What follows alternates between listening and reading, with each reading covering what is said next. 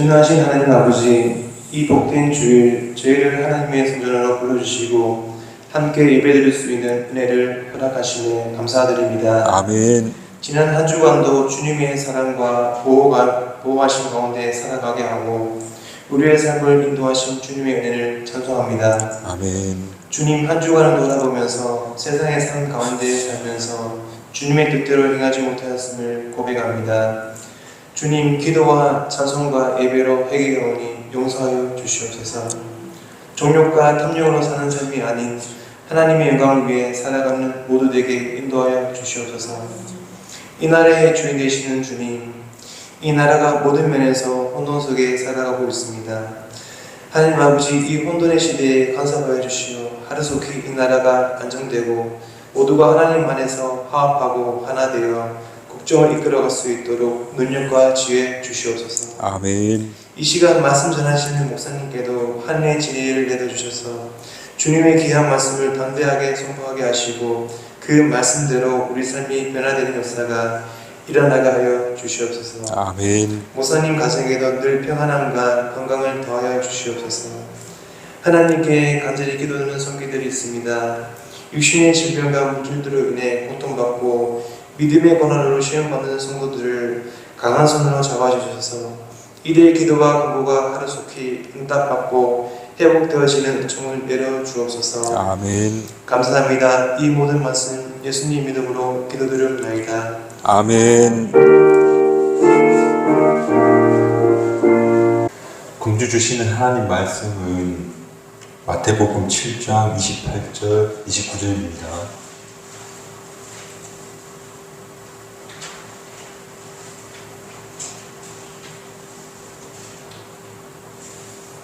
제가 공독해 올리겠습니다. 예수께서 이 말씀을 마치심에 무리들이 그의 가르침에 놀라니 이는 그 가르치시는 것이 권 있는 자와 같고 그들의 석행한 들과 같지 아니함이더라. 아멘.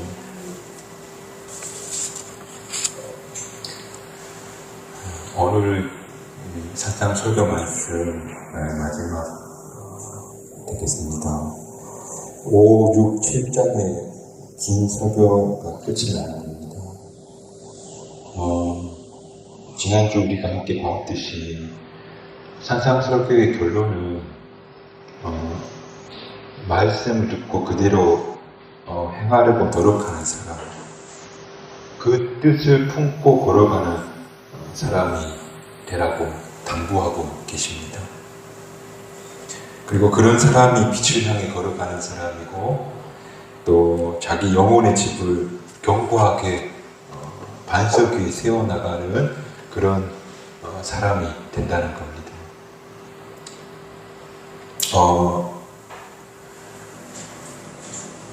늘 넘어지고 실패하지만 그러나 예수님은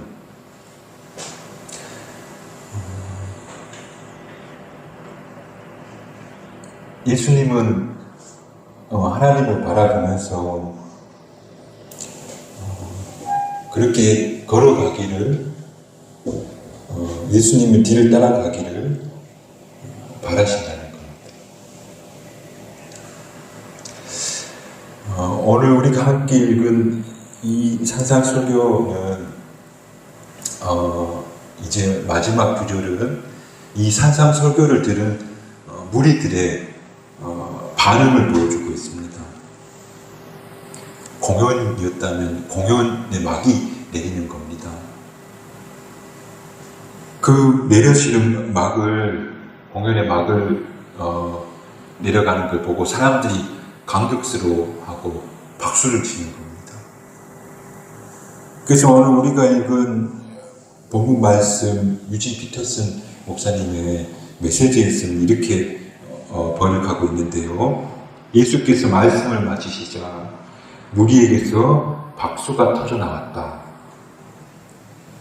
우리 개역 개정 성경에서는 무리가 예수님의 말씀을 듣고 놀랐다 그렇게 표현하고 있는데요. 그 놀란 이유가 그들이 들어왔던 종교인들의 가르침과는 달리 권위 있는 말씀이었기 때문이다. 도대체 그 권위가 뭘까? 이 권위라는 국어 사전의 의미는 이런 건데요. 사람을 움직이는 영향력 혹은 힘, 가르쳐 권위라고 그렇게 말하는데, 그렇다면 예수님께서 그 말씀을 들은 이들은 어떤 권위를 느꼈을까? 되게 우리가 생각하는 권위는 이런 거죠. 그 사도 바울이 그의 생애 복음을 전하는 내내 그의 권위를 의심받았어요. 갈라디아서 보니까 너희를 시험하는 것이 내 육체에 있으나 이것을 너희가 업신여기지 아니하니라. 그러니까 사도 바울은 갈라디 교회에 고마운 이유가 사람들은 사도 바울을 외모로 보잘것없다고 생각했어요. 성화 같은 거 보면 키도 작고 또 그 질병이 있는데 학자들은 간질병이 있다고 보거든요. 그리고 대단히 불합격해요. 그래서 사람들이 그를 무시했는데 갈라디아 교회는 그러지 않았다는 거예요. 또 사도 바울은 그가 보낸 편지에 보면 이런 말을 해요. 나는 이방 길리기아 바소 지역에 태어난 정통 유대인이요. 또 나는 날 때부터 로마 시민권을 가졌고 나는 가말리아 선생님의 제자였고 그리고 나는 정말 율법을 철저히 지키는 바리새인 중에 바리새인이다. 그렇게 자신을 변호하는 장면이 나와요. 말하자면 자기 배경을 소개하면서 나는 근본 없는 사람이 아니라는 것을 강조하는 거죠. 우리는 우리 자신의 권위를 외적인 모습, 그리고 어떤 출신, 어떤 신분, 또 누구에게 공부했고 어떤 사람이라는 걸 막 이야기함으로써 자신의 권위, 영향력을 막 부여하는 것을 보게 된대요. 그런 것들이 권위라고 보는 거예요. 그런데 예수님은 도대체 살펴봐도 그런 권위가 없죠. 그래서 계속 당신이 무슨 권위로 말씀을 가르치시오. 또 당신은 갈릴리 출신이 하찮고 또 목수가 아니냐고 그렇게 말해요. 우리가 영화에서 보는 것만큼 예수님은 서양의 미남형이 아니세요. 그분도 사도 바울같이 되게 왜소한 보잘것없는 갈대와 같은 그런 분이셨어요. 우리는 또 권위라 하면 이 우렁찬 목소리로 확신에 찬 말들로 사람을 설득할 그런 언변을 가진 사람을 권위 있는 사람이라고 하는데, 그래서 부흥 강사 분들이 되게 권위를 얻고 그렇죠. 근데 예수님은 그런 언변을 가지신 분도 아니었고 사람을 조종할 수 있는 울리고 웃기고 하는 그런 분도 아니셨어요. 그 말씀을 가지고 있는 권위가 또 신적인 능력이 있는 것도 아니었어요. 막 말하면 막 그게 막 에코가 퍼져나가고 그 사람의 마음을 막 바꿔놓는 그런 어떤 신적인 능력을 가지고 말씀하신 것도 아니었어요. 그렇다면 도대체 예수님의 권위는 어떤 권위였을까? 어떤 말씀의 권위를 가지고 있었을까? 그게 요한복음 7장에 이런 이야기가 나오는데 대개 사람들이 군병을 시켜서 예수님을 붙잡아 오너라 그렇게 이야기해요. 그래서 붙잡으러 가거든요, 군병들이. 근데 7장 46절에 보니까 아랫 사람들이 대답하대요. 아마 병사들이겠죠. 그 사람이 말하는 것처럼 말하는 사람은 이때까지 없었나이다. 그러니까 예수를 잡으러 간 병사들이 빈손으로 돌아와서 하는 말이 예수님이 하시는 말씀 한 번도 들어본 적이 없는 그런 가르침이었습니다. 그 권력자들의 명령에도 불구하고 예수님을 잡으러 갔는데 그분의 말은 한 번도 들어본 적이 없는, 그렇다고 외적 권위가 있고 또 사람의 마음을 조종할 언변이 있는 것도 아니고 신적 능력으로 압도하는 그런 분도 아니었는데, 그런데 예수님의 말씀을 듣는 순간 동의할 수밖에 없었습니다. 그러니까 그 병사들이 예수님을 잡으러 갔는데 그분의 말씀을 듣다 보니까 그렇지, 저 말이 맞지, 그런 마음이 들으라는 겁니다. 마음에 깊은 동의가 일어났다는 겁니다.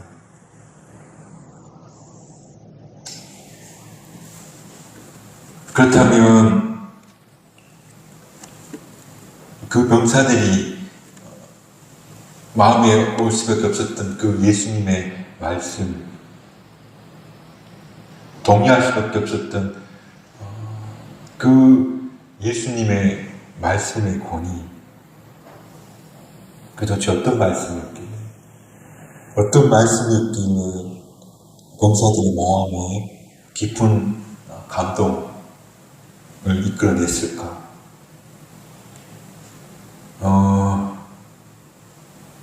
저는 두 가지라고 보는데, 그러니까 서기관들, 바리새인들과 전혀 다른, 이제껏 이렇게 말해주신 분 없었는데 저분이 하시는 말씀 정말 진실 같아 라고 하신 그 예수님의 말씀이었던 걸까? 저는 두 가지라고 보는데, 첫 번째는 우리가 산상설교 마태복음 5장, 6장, 7절에서 봤던 것처럼 예수님이 하시는 말씀의 두드러진 특징은 뭐냐면, 첫 번째가 하늘에 계신 우리 아버지. 그러니까 예수님께서 계속해서 하나님에 대해서 가르치시는데 너희 아버지다. 한 번도 들어보지 못한, 창세기에서 말라기까지 구약성경 전체를 살펴볼 때에 제2적인 아버지라고는 군주로서의 아버지 못 쓰면 그래도 너희 아버지다 라고 하신 최초의 분이 예수님입니다. 거듭 강조하는데 하나님은 너희들의 아버지다. 놀란 거죠, 평소. 또 사람들이. 이때 너희들이라고 하면 여기 갈릴리 지역 사람들에게 말씀을 전하고 있으니까 갈릴리 지역 사람들을 이방인의 갈릴리라고도 하고 히브리어로 암하리츠, 무지랭이, 가난한 사람들, 그런 사람들이 갈릴리 사람들이었는데, 그런 갈릴리 사람들은 어둠과 사망의 권위에 속한 사람들이라고 당시에 그렇게 말했더니, 율법도 모르고 안식일도 안 지키는, 그저 하루 먹고 하루 사는 그런 이들에게 하나님이 당신들, 너희들의 아버지가 되신다. 그렇게 예수님이 선포하셨던 거예요. 선하지 않은 이들을 사랑하시는 하나님, 거룩하지 않은 이들을 돌보시는 아버지 하나님, 예쁘지 않은 이들을 예뻐 보시는 그런 하나님이 너희들의 아버지가 되신다. 그러나 서기관들, 바리새인들은 그렇게 안 가르쳤거든요. 그들은 하나님은 거룩한 이들의 하나님이시고 법을 잘 지키는 이들에게 상 주시는 분이시고 또 어긋난 백성들을 벌하시는 분이라고 그렇게 가르쳤거든요. 그런데 예수님께서는 얼룩지면 얼룩진 대로, 또 부족하면 부족한 대로 나를 만져주시고, 그리고 사랑해 주시는 분이 바로 너희들의 하나님 아버지시다. 이 말씀을 예수님이 무리들을 쫙 모아놓고, 하나님은 너희들을 지극히도 애정을 가지고 계시는, 아버지는 결국 자녀들한테 지잖아요. 너희들에게 지는 그런 하나님 아버지시다 라고 지금 암하리츠, 가난한 이들, 무지된 이들에게 말씀해 주신 것. 그 말씀을 들은 사람들, 그리고 잡으러 갔던 병사들 심장이 막 뛰지 않았겠어요? 그런 분이 하나님이셨어? 그래서 그들은 놀랐다. 정말 복음을 들은 거죠. 그게 예수님의 가르침이 서기관들과 바리새인들과 면법기 달랐던 그 말씀입니다. 그게 첫 번째였어요. 또 하나 이야기하자면 서기관 바리새인들과는 예수님이 가르치는 관점이 다르셨어요. 말씀이 다른 거죠. 그러니까 서기관 바리새인들은 종교를 가르쳤다면 예수님은 그 백성들에게 삶을 가르쳤어요. 지난주에도 말했지만 삶의 밑줄을 치신 분이신 거예요. 예컨대 산상수훈 5장 23절 초반부에 이런 말씀이 있는데, 그러므로 예물을 제단에 드리려다가 거기서 너희 형제에게 원망 받을 만한 일이 생각나거든. 예물을 제단 앞에 두고 먼저 가서 형제와 화목하고 그 후에 와서 예물을 드리라. 그러니까 예배 드리러 온 거예요. 예배 드리러 왔는데 형제와 불화한 게 생각나거든. 빨리 돌아가서 화해하고 들어오느라, 그 말씀하는 거죠. 하나님은 우리가 드리는 제사보다 다른 사람과 맺는 관계에 더 주목해 보신다는 거예요. 그러니까 예수님은 종교를 말씀한 것이 아니고요, 삶에 대해서 말씀하고 계시다는 거예요. 종교의 규정이 어떤지, 안식일은 어떻게 지켜야 되는지, 성전 제사 절차는 어떠해야 되는지, 무엇이 죄고 무엇이 죄가 아니고, 이런 것을 말씀하신 것이 아니고, 하나님 아버지를 믿는다면 염려하지 않는 삶이 되리라. 또 형제와 자매, 내 이웃을 함부로 대하지 말아라. 또 하나님 앞에서 진실한 선한 삶을 살아라. 종교를 명하신 것이 아니고 바로 우리에게 삶을 명하시는 것이다. 그래서 주여 주여라고 부르지 말고, 아버지 뜻대로 네가 대접받고자 한다면 먼저 대접하고, 또 심지어 너를 박해하고 괴롭히는 사람을 위해서 기도해라. 그것이 계명을 준수하는 것보다 더 중요하다. 그러므로 예수님은 그의 말씀이 권위가 있었던 이유, 사람들이 박수를 쳤던 이유는 종교를 가르친 것이 아니라 하나님 사랑과 이웃 사랑을 가르치셔야 됩니다. 이 사실을 우리가 주목해 볼 수 있었으면 좋겠습니다. 며칠 전 청소년 캠프를 청소년들을 데리고 간 기억이 있는데요. 많은 청소년들이 유명한 목사님 그 설교를 들으려고 모인 거예요. 그 목사님이 청소년들 모아놓고 머리 노랗게 물리는 친구들 이 검정색 염색약을 하나 줄 테니 염색하고 오너라. 또 왜 귀걸이, 코걸이, 목걸이 다 떼라. 세상 문화를 다 빼고 캠프에 참여해라. 그런 거예요. 그래서 이제 아이들이 실제로 염색약을 받아가서 염색을 하더라고요. 신기하더라고요. 근데 종종 그 장면이 제 머릿속에 떠오르는데 한번 들어보세요. 그게 정말 중요한 것이었을까? 노란 머리를 검정 머리로 바꾸는 게 정말 중요한 것일까? 천국 가면 노란 머리, 빨간 머리, 파란 머리 수두룩할 텐데 하나님 보시기에는 그게 별로 중요한 것이 아닐 것 같은데 그걸 되게 중요하게 보더라고요. 외적인 모습인 거죠. 차라리 은밀한 중에 보시는 하나님이시니 시험 칠 때 컨닝하지 말거라. 또 진실하게 살아야 되고 또 약한 친구들 편에 좀 서주면서 그러면서 외모나 성적, 가정 형편 이런 것들로 함부로 친구를 대하지 말거라. 오히려 이런 걸 가르쳐야 되는 거 아닌가? 노란 머리, 빨간 머리 염색해라. 그건 종교적 계명으로 예수님의 말씀을 바꿔놓는 거. 어릴 때부터 주일 성수, 십주 생관 이런 교회 일에 충실해야 된다는 말씀을 많이 듣고 자랐어요.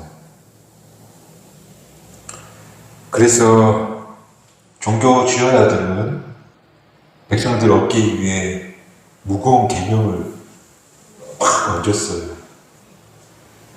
지난번 이야기했지만 그 계명이 613개. 근데 예수님 그 계명을 다 벗겨내고 내 짐은 가볍고 내 멍에는 쉽다고 했어요. 그런 계명을 다 벗어버리고 아버지이신 하나님을 아이처럼 신뢰하고 이웃을 사랑하는 선한 사람이 되는 것. 그런 멍에를 지고 살라고 요청하고 계시다는 거예요. 그러니 그 말씀을 들은 사람들의 그 눈이 열리고 길이 보였던 거 아니겠어요? 맞아. 저 예수님이 말씀 맞아. 계명이 아니라 마음 따뜻한 사람, 마음 깨끗한 사람, 진실한 사람, 사랑이 넘치는 사람, 그리고 성실히 예수님을 따르는 사람, 그런 사람을 되기를 원하신다는 거. 물론 줄 잘 지키고 예배 자리에 잘 나오신 우리 성박 교우들 되기를 소망해요. 또 여러분들이 축복을 많이 받으셔서 11조나 넉넉히 드릴 수 있었으면 좋겠어요. 그리고 교회일도 열심히 참여해 줬으면 얼마나 좋을지 몰라요. 목사의 입장에서는. 그러나 그것보다 더 소중한 것이 있다는 거예요. 그런 613가지의 계명보다 더 소중한 것이 있으니 그것이 오늘 산상설교에서 하시는 말씀인데 하나님을 아버지로 생각하고 그분을 신뢰하고 살아라. 그게 첫 번째였어요. 예수님은 계속 그 이야기를 하고 계시는 거예요. 하나님 아버지로 신뢰하고 염려하고 두려워하지 말고 살아라. 그리고 은밀히 보시는 하나님 앞에서 좀 신실한 삶, 또 사랑하려고 애쓰는 삶. 그게 예수님이 산상설교에서 계속 하시는 말씀이었어요. 이 두 가지를 우리가 좀 잘 새기고 살았으면 좋겠고, 이 두 가지가 바로 당시의 종교 지도자들과는 전혀 다른 말씀이었고, 그리고 그 말씀을 듣는 우리들이 맞아, 바로 저거야 하고 감동을 느끼고, 그리고 정말 그 말씀의 권위에 깊이 동의할 수밖에 없었다 하는 사실을 오늘 우리가 꼭 기억하였으면 좋겠습니다. 며칠 전에 불국사 주차장에 주차를 하고, 주로 불국사에는 잘 안 들어가고 주차장 위에 공원이 넓잖아요. 거기 좀 걷다가 내려오기도 하는데, 한 그 어머니가 젊은 남매의 손을 잡고 주차장 그 위 뒤편으로 걸어 올라온 거예요. 처음 오신 거예요. 저보고 불국사 입구가 어디냐고 묻더라고요. 그래서 저쪽입니다. 가르쳐 줬더니 아이들이랑 가면서 인사를 하고 가더라고요. 아이가 안녕히 계세요 이러더라고요. 안녕히 계세요 이러길래 나 계속 나도 여기 안 계실 건데 그리고 인사하고 헤어졌어요. 그래서 좀 산책하고 주차장에 차를 몰고 싹 좋아 나오는데 그 남매의 손을 잡고 이제 뭐 해가 막 지려고 하는데 버스 정류장에 북사 안 했나 봐요. 버스 정류장에 버스를 기다리고 있는 모습을 봤어요. 뭐 대단한 건 아닌데 그 옆에 되게 좀 깨끗하고 좋은 차를 몰고 가는 또래 부부들 모습에서 그 남의 손 잡고 가는 모습을 보면서 좀 괜히 좀 짠하더라고요. 좀 가난하게 느껴지더라고요. 그리고 혼자 그냥 잠시 기도했어요. 저 이 가정이 이 험한 세상에 넘어지지 않고 행복하게 살게 해주세요. 그리고 집에 돌아오는 길에 이런 생각을 했어요. 그래, 이런 마음으로 살면 되겠지. 오늘 예수님 산상설교가 하신 말씀이 이런 거 아닐까요? 바로 이웃을 사랑하고 진실하고 성실하게 하나님을 아버지로 모시고 남을 위해 기도해주며 도와주며 살라고 산상설교의 말씀이 오늘 우리에게 그 말씀해주고 계시는 거다 하는 사실을 기억하면서 오늘 예수님이 하신 말씀을 더욱더 주의 깊게 읽어보시고 또 우리들이 듣고 놀라서 박수쳤던 것처럼 예수님 말씀을 듣고 또 지키고 또 그 말씀에 감동을 받는 그리고 그 말씀 따라 살아가는 행하는 경주 성북학교의 모든 교우들 되시기를 주님의 이름으로 축복합니다. 기도하겠습니다. 참 좋으신 아버지 하나님, 산상설교를 통해서 하나님이 아버지이심을 알게 해주셔서 감사합니다. 종교적 계명의 짐을 벗겨주셔서 또한 감사합니다. 예수님이 가르쳐주신 대로 그저 마치 아이들처럼 아버지 하나님을 신뢰하고 또 하나님을 신뢰하는 마음으로 사람을 긍휼히 여기고 또 사랑하는 삶을 살아가는 저희들이 다 되게 해주시옵소서. 감사드리며 우리 주 예수 그리스도 이름으로 기도드립니다. 아멘.